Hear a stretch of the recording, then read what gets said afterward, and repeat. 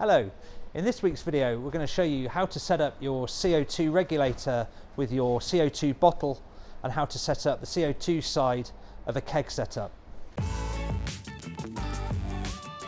One of the most amount of questions that we get answered here at the asked here at the Malt Miller is about CO2 and gas in general and keg in beer. It seems that everyone wants to now keg and serve their beer either on a mobile setup or on a kegerator type setup rather than bottling, and in some respects it's a lot easier, although there are some rules that we need to apply. But first, let's have a look at the equipment that is involved in kegging and carbonating your beer. So we've got a couple of different options on CO2. So we've got the large pub style bottle. Now these contain about 6 kilos of CO2, and without a doubt it's the most economical way to buy CO2. Then there's the option of CO2 via a soda stream cylinder. Now they do have the advantage of being really easily available. You can pop into Sainsbury's, Argos, those type of places to buy the cylinder, and they also do refills. Regulators, there's a couple of different choices of regulators. So we have a regulator from ODL, that's an Italian made regulator, and we have a regulator from Micromatic. Now it's really important at this point to let our customers know that these are actually commercial grade products. They're the same products that you will find in great big bar setups in your high street chains.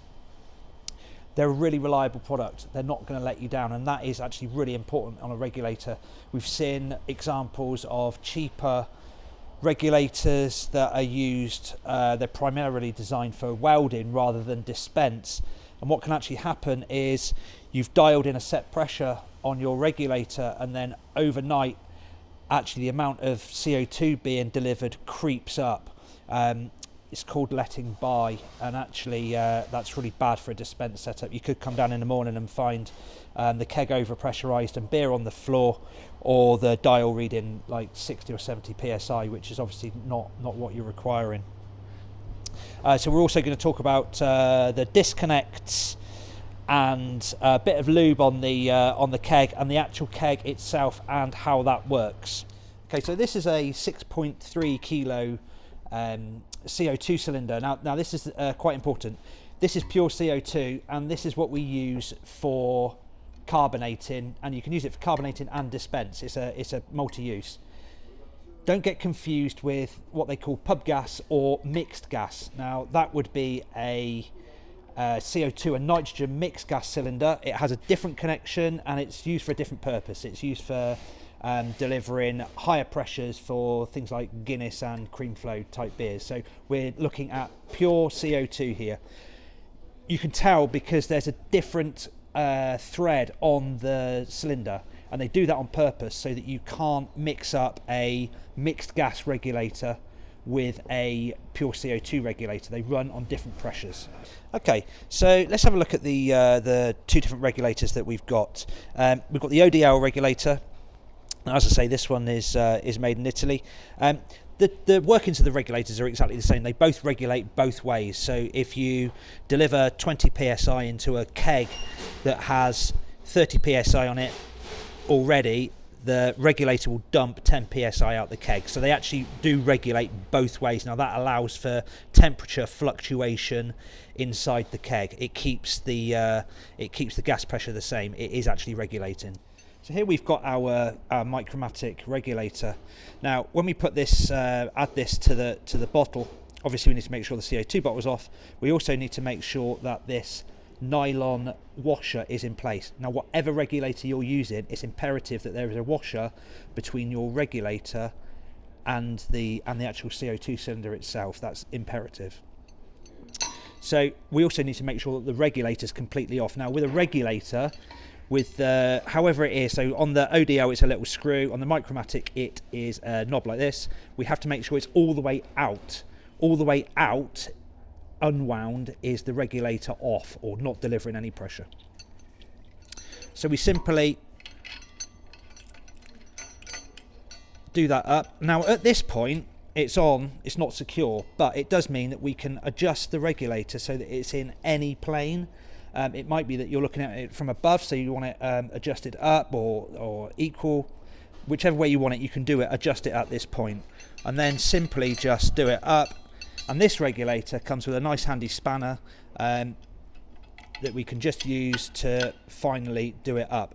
Now it has to be relatively tight, but there's no need to really wang it up. It's just relatively tight will do the job. Okay, so the gas line that this regulator uses, and all of our actual CO2 regulators, is 3/8, and they have, both of these regulators have a included John Guest fitting which accepts the line. Now it's a simple push fit.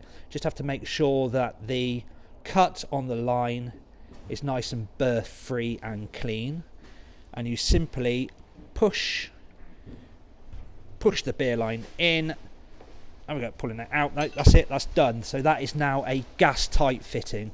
Okay, so disconnects. This is a grey disconnect. Now this is important. Grey is for gas. Now when we get to the kegging part, we'll actually find out a little bit more about that, but grey goes on the gas post. Now this is a threaded disconnect, as in this piece here is threaded, so we have to use an adapter. So we use these John Guest push fit adapters. So it's simply, before I do that, let me just say that there's no O-ring or anything needed in here. There's a soft nose on this disconnect, and actually the inside of this fitting is a flare thread, so it's actually machined correctly to fit this angle. So you simply screw it on. That will now be gas tight. So here we have the grey disconnect. Now an option is, and I would recommend you take this option, is to fit a check valve. It simply screws on to the disconnect like so. Now what this means is that you can't end up with beer or product from your keg going back up the line to your regulator. Now if that happens, it quite often destroys the regulator. They don't like any liquid inside. So on a kegerator type setup, or actually it's more importantly on a mobile setup, that a check valve's fitted, so you can't get beer up the line. Okay, so we've got our grey disconnect, we've got our check valve. We next screw in our John Guest fitting like so. This fitting is the same as we have on the regulator, so it's a simple push fit. We now know that is gas tight. We're now ready to apply the grey disconnect to the gas in post on our keg. So okay, we've got our grey disconnect. We're now going to apply it to the keg. Now actually it's always handy to have some lube available. It's just a simple spray like that. It just makes applying the disconnects to the kegs much easier, and moving forward on new kegs and used kegs it's exactly the same. You really want a bit of lube on there. So for the disconnects, if you see they've got a collar, pulls up and down. Simply pull the collar up, add it onto the keg. You can hear the little click, and you will be able to see that it's now on the keg fully. It's not moving anywhere. That is it. That's on the keg now, ready to go. Okay, so we've got our regulators connected to our CO2 bottle, and we've got our disconnect connected to the gas in on our keg. We're ready to apply some gas pressure. So let's turn the gas bottle on.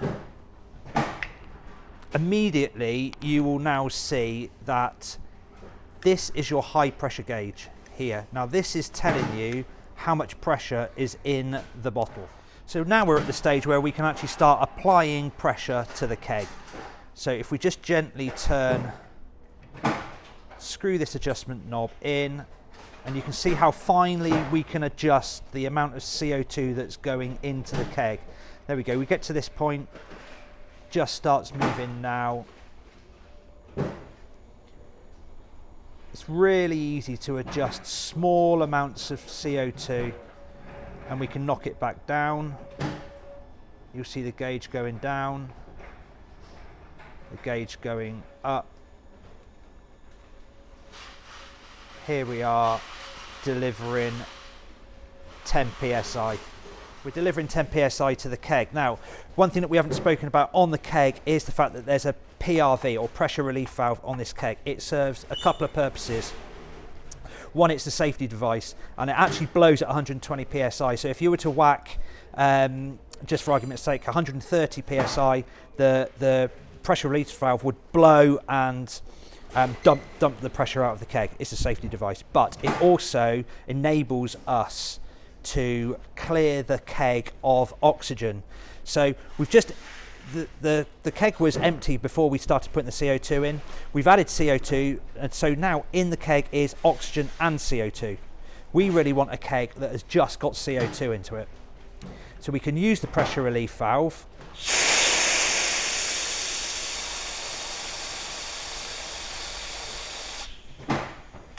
And you can see the regulator dropped, and now it's gone back up again. It will carry on filling it up. So that's now evacuated this keg so that there is no oxygen left. There'll only be CO2 left inside the keg. So that was an overview of how to set up your regulator and deliver CO2 to your keg. Next week, we're going to look at how to actually fill the keg and dispense beer from the keg. Now, at this point, I'd like to say, perhaps you've got some questions about kegging, dispensing, setting up a kegerator. Just let us know in the comments and we'll cover it on a video. Thank you.